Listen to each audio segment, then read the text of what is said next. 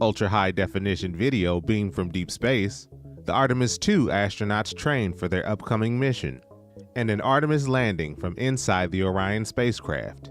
A few of the stories to tell you about this week at NASA.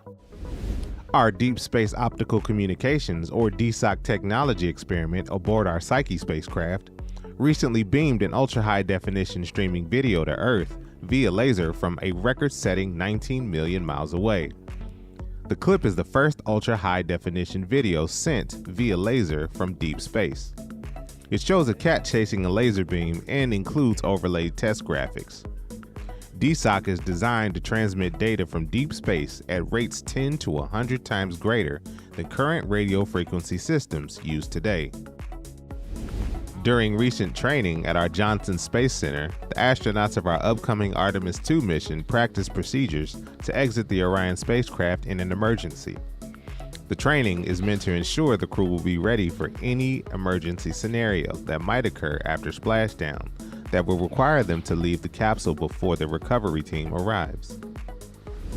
This online video was recorded from inside our Orion spacecraft on its return trip to Earth on Artemis I.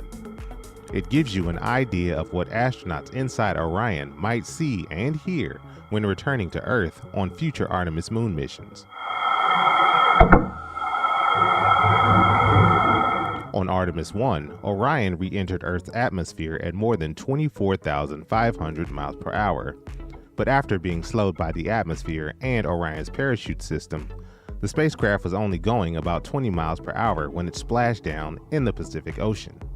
You can see this entire video at go.nasa.gov/Orion reentry. The near-infrared camera on our James Webb Space Telescope recently captured this image of Uranus. It expands upon a two-color version released earlier this year and adds additional wavelength coverage for a more detailed look. The image captured a seasonal polar cap, the planet's dim inner and outer rings, a number of its 27 known moons, and more.